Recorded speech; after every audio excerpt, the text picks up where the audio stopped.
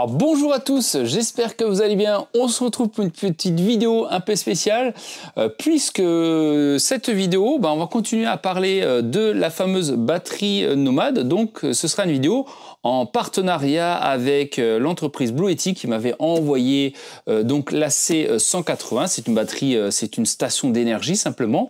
Et aujourd'hui on va l'exploiter au niveau du potager et au niveau de mon meuble à semis. Hein, d'accord. Si vous voulez la découvrir, j'avais fait une vidéo, je vous la mettrai là, côté gauche. On a fait tout le, voilà comment elle fonctionne, etc. Donc ça, vous pourrez vraiment aller regarder. Nous, ce qui nous intéresse aujourd'hui, c'est de l'utilisation maintenant en direct sur le thème du jardin, potager, etc.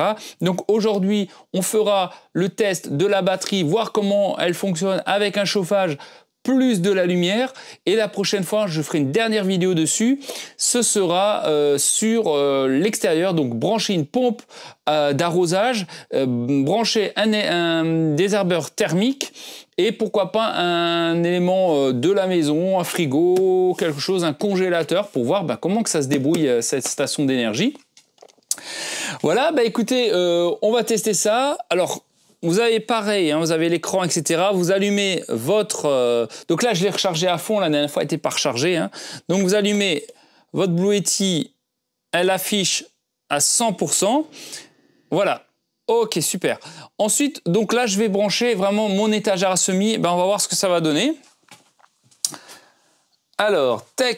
Donc là, je vais brancher la lumière plus le chauffage que vous allez voir à droite, justement. Et on va voir comment que ça consomme. Et si ça peut être intéressant, justement, on va pouvoir, comme ça, si vous n'avez pas d'électricité dans un endroit, que vous voulez faire des semis, par exemple, en début de saison, ça peut être utile. Donc, on va voir ça. Alors, bien sûr, je précise, il n'y a aucune obligation d'achat. C'est 100% de transparence sur ma chaîne. Je vous explique comment que ça fonctionne et à quoi ça peut être utile éventuellement une batterie.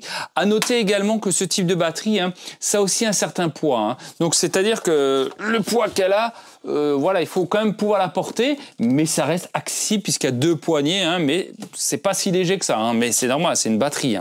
Donc, allez, on va brancher ça. On va voir ce que ça va donner. Voilà, ça c'est branché. Hop, on va l'allumer. On va la mettre sur AC. Et elle s'allume. Voilà, parfait. Donc là, on est sur du 1145 watts. Alors, ce que vous allez bien le voir, je vais quand même vous le montrer de plus près. Hop, voilà, on est du... Ouais, je vais allumer, je vais mettre ça, comme ça vous aurez quand même de plus près, ce sera quand même mieux. Voilà. Là, on est sur 1000, alors sur 230 parce que j'ai juste mis la lumière. Donc juste parce qu'il s'est éteint, vous savez qu'il y a un système d'onde pour la température, puisqu'il fait trop doux. Mais après, je vais mettre les deux. Juste avec la lumière, on est à 230 watts. 230 watts, donc mes 5 lumières à semis, 2 étagères que je peux faire avec. Donc c'est plutôt assez pas mal. C'est plutôt pas mal. Et on peut tenir 4 heures. 4 heures d'affilée. Donc lumière, hop, lumière complètement allumée. Donc ce qui voudrait dire qu'avec 4 heures, on ne pourrait pas effectivement tenir malheureusement sur ce type de machine, on ne pourrait pas tenir nos fameux 11-12 heures d'ensoleillement malheureusement avec ça. Donc ça, c'est pas possible puisqu'il faudrait 4, 8, 12, il faudrait 3 batteries l'une contre l'autre. Donc ça, c'est pas possible. Par contre, vous pouvez avoir de la lumière à l'intérieur de chez vous. À ce moment-là, juste de la lumière, mais pas pour des semis, puisque 4 heures d'autonomie, ce ne sera pas suffisant à titre d'info. Mais ce qui peut nous intéresser, éventuellement, si vous pouvez bien sûr mettre la lumière par branchement électrique, mais mettre le chauffage, par exemple, la nuit avec la batterie pour faire des économies. Et là, le chauffage pourrait fonctionner, puisque là, on serait... Alors, attendez, si je branche... je vais juste mettre juste le chauffage, ça nous donnerait... tac, alors, je vais brancher ça en direct. Ah non, ça c'est pas ça. Si c'est température, c'est ça. Alors attendez, hop, je débranche, je mets le chauffage. Alors attendez. Voilà. Donc juste avec un chauffage, on serait à 910 watts. Vous savez les petits chauffages là, regardez ceux-là là, que j'ai ici. Donc là, c'est un chauffage il n'est pas branché, allumé complètement, je n'en ai pas besoin. Et je pourrais tenir une heure environ avec, non-stop. Ça veut dire quoi? Ça veut dire que la nuit, vous le savez, enfin le chauffage, chez moi, dans mon meuble à semis, il tourne 5 secondes toutes les demi-heures. Donc on pourrait largement tenir une journée, voire 2 jours de chauffage avec la Blue Yeti par exemple, avec ce modèle de Blue Yeti. Donc voilà. Alors si vous, par contre, vous pouvez très bien chauffer votre pièce, une petite pièce, etc. Ça peut vous tenir environ 1 heure avec un petit souffleur de, je crois que j'avais dit la dernière fois de 2000, ils sont à 2000 watts. 2000 watts plein pot, je crois. Attendez, là, on va voir ça. Je vais le mettre à fond. Voilà. Ouais, il est à 1800, pardon. 1800, il est à fond et à fond. Voilà. Vous voyez, on est à 1800, quasiment 1787 et on tient à peu près 1 heure, hein, grosso modo. Voilà, je vais l'éteindre parce que je n'en ai pas besoin. Donc, alors ce que vous entendez aussi, c'est l'aération, c'est-à-dire il y a des petits ventilateurs de chaque côté qui font que ça permet de rafraîchir la batterie. Hein.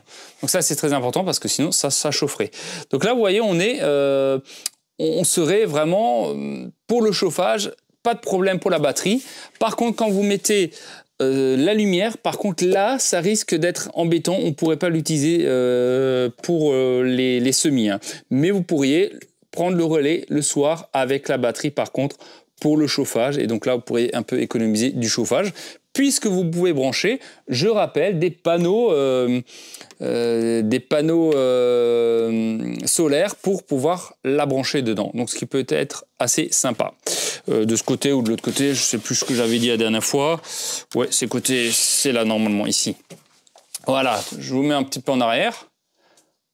Comme ça, là, on a pu déjà tester aujourd'hui le chauffage. Donc, si vous voulez mettre un petit chauffage d'appoint dans votre maison, eh ben, vous pourrez tenir environ 1 heure avec du 1800 watts. Donc, vous pouvez chauffer une petite pièce juste là, le temps, s'il y a une coupure d'électricité, etc.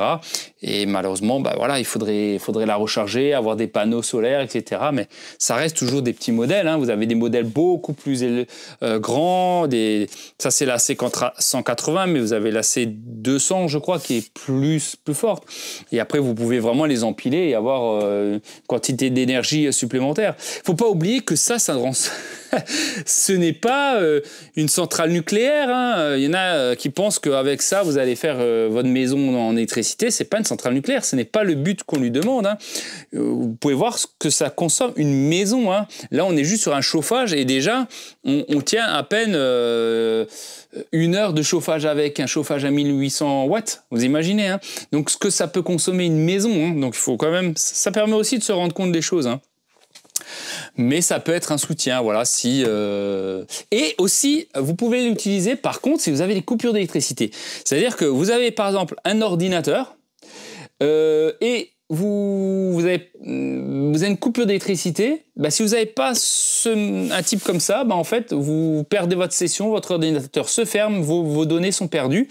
Si vous branchez votre ordinateur là-dessus, la batterie prendra par exemple le relais et vous ne perdrez rien en fait. L'ordinateur restera allumé si en cas de micro-coupure d'électricité, etc. Donc ça peut être aussi intéressant pour ceux qui font ça. Et ceux qui vont à la pêche par exemple, ça peut être pas mal hein, pour les pêcheurs, pour mettre le petit barbecue électrique, etc. Ça peut être sympa, vraiment, ceux qui font du camping.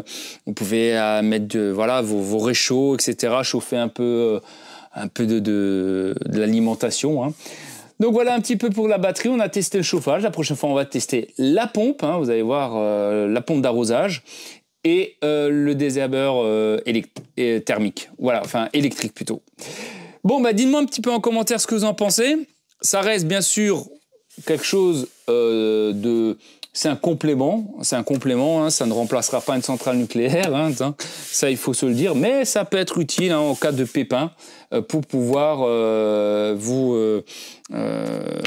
pouvoir avoir un petit peu une source d'énergie tout de même, hein, parce que l'énergie c'est aussi important, surtout dans le potager, surtout quand on veut faire des semis, etc. Hein, donc là c'est pareil, vous avez une coupure d'électricité, vos semis sont dans votre étagère et vous n'avez plus de lumière, eh ben, vos semis vont filer. Hein. Donc, il faut faire très attention. Donc ça pourrait éventuellement prendre le relais. Voilà, petite indication. Je vous mettrai en description où vous pourrez la procurer. Hein. Voilà, je ne touche pas de com dessus. C'est simplement, j'ai reçu en cadeau la bestiole et moi je vous la présente simplement comme ça. Il n'y a pas d'obligation d'achat comme d'habitude. Écoutez, dis-moi en commentaire ce que vous en pensez et dans la prochaine vidéo on testera un peu plus loin encore la batterie. Prenez soin de vous, je vous dis à très bientôt. Allez, ciao ciao.